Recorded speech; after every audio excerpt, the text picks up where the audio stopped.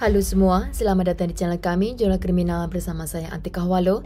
Bagi Anda yang menyukai pembahasan tentang kasus-kasus kriminal, kami sengaja membangun channel ini untuk Anda. Jangan lupa untuk mendukung channel kami dengan cara subscribe, like, komen, dan share ke media sosial yang Anda punya.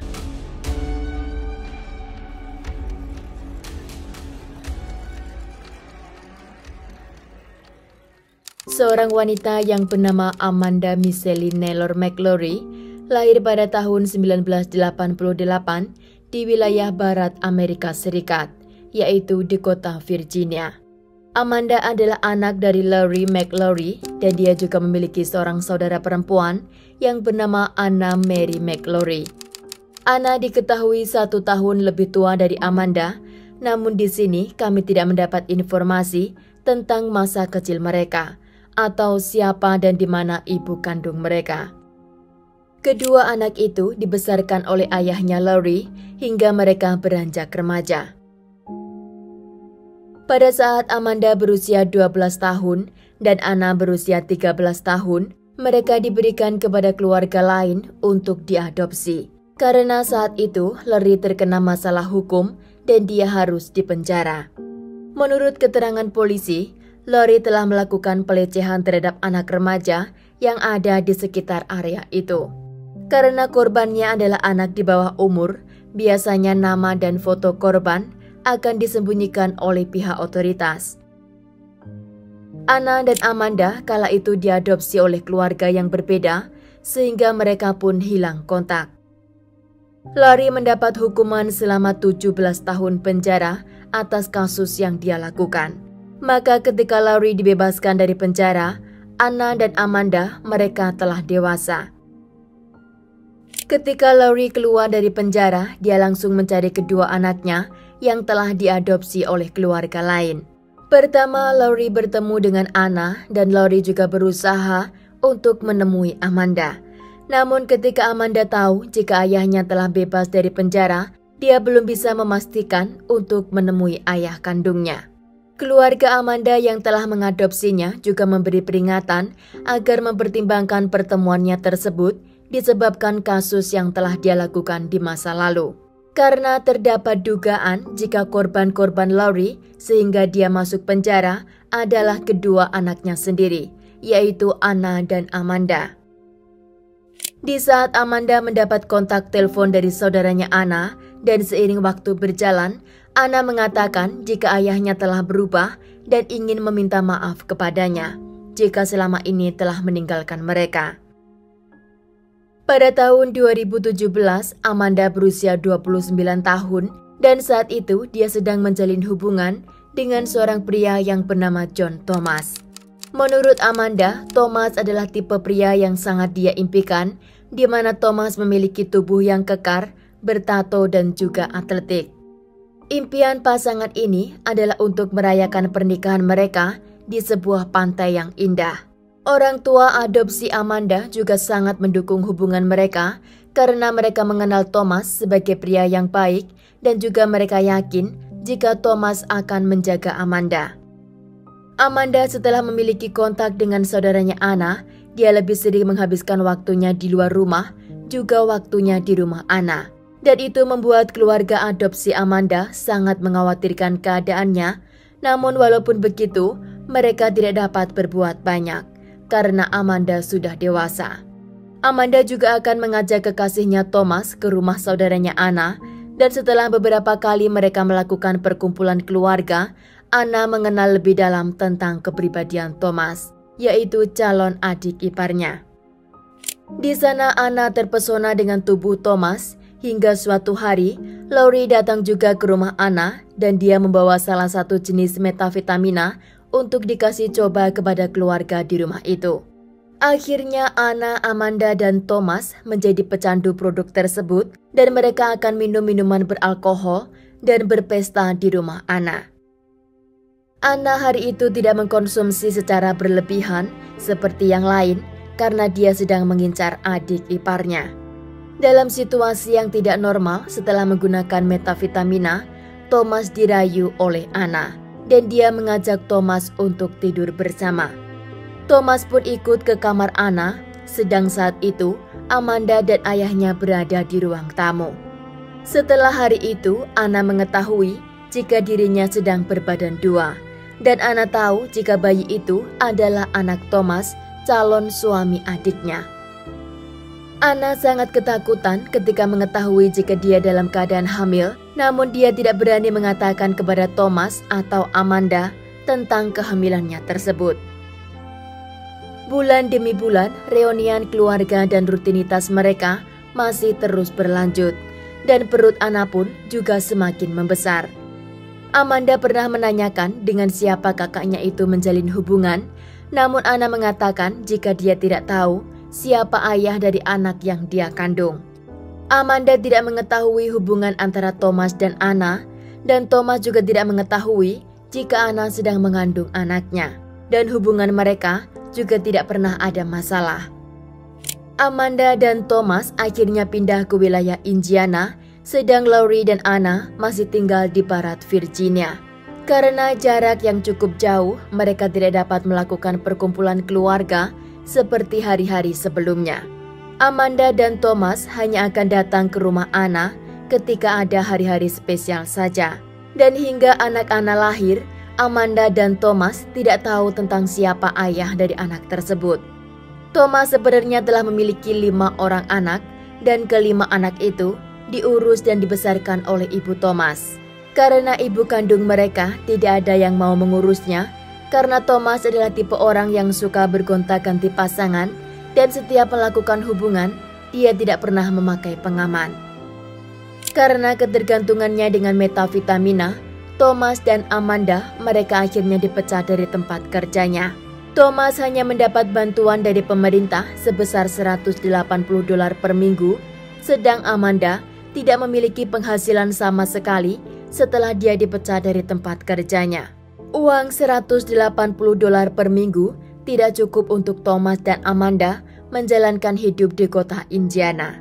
Sehingga Laurie, ayah Amanda, menawarkan kepada Thomas untuk pindah ke rumahnya di wilayah barat Virginia dengan alasan agar mereka bisa lebih ekonomis.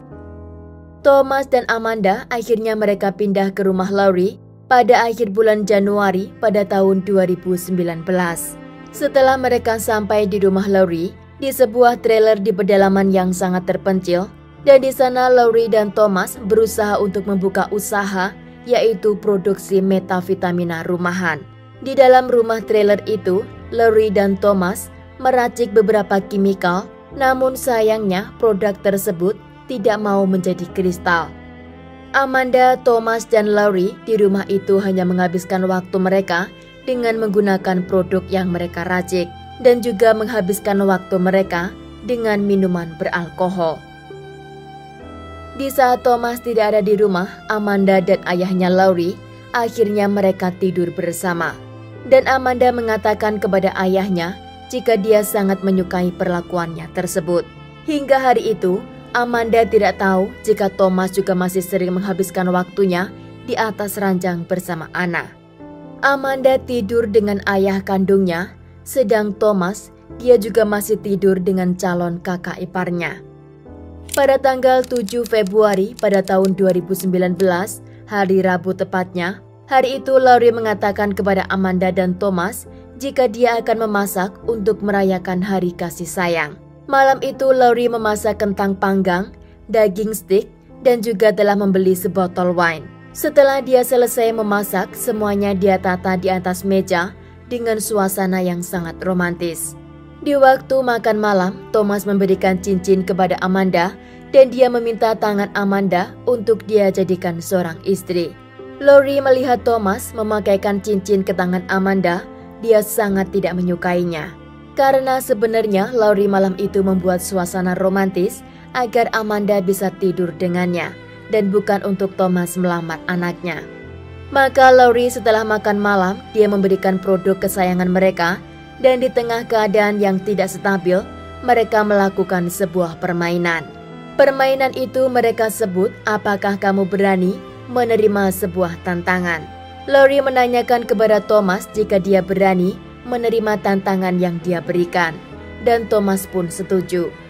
Laurie mengikat kaki Thomas di kursi dengan sebuah tali, dan mereka tertawa sangat bahagia karena mereka pikir permainan itu sangatlah lucu.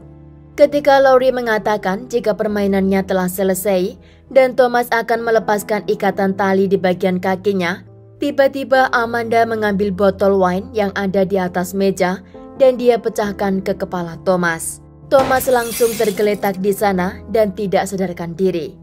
Ketika Thomas tersadar, dia telah diikat di atas kursi dengan tangan dan juga kakinya.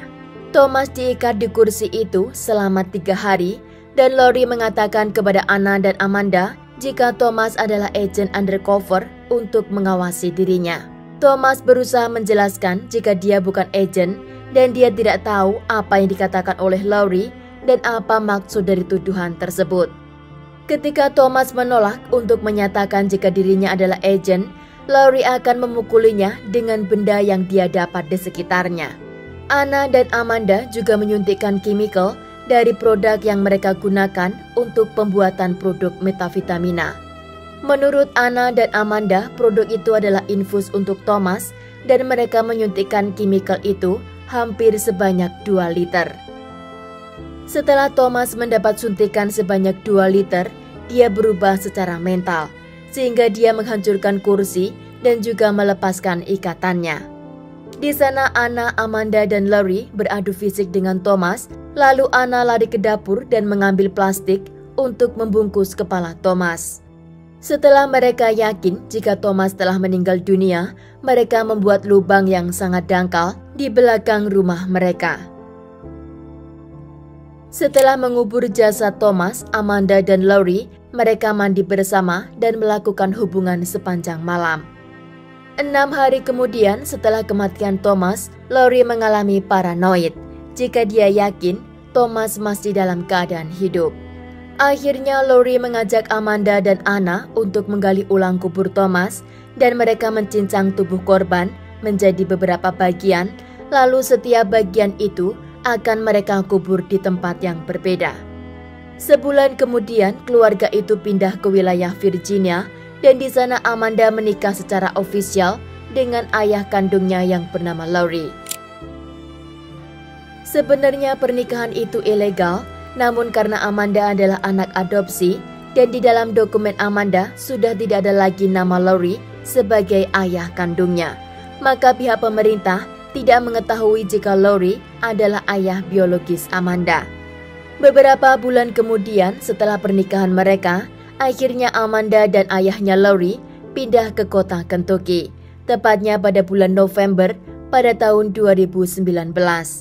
Di kota baru tersebut, Lori akhirnya ditangkap oleh polisi karena saat dia dibebaskan dari penjara dengan sebuah persyaratan, jika dia masih wajib melapor setiap tanggal yang ditentukan oleh pihak kepolisian. Dan Lori sepertinya lupa atau memang sengaja tidak mau berurusan lagi dengan pihak kepolisian.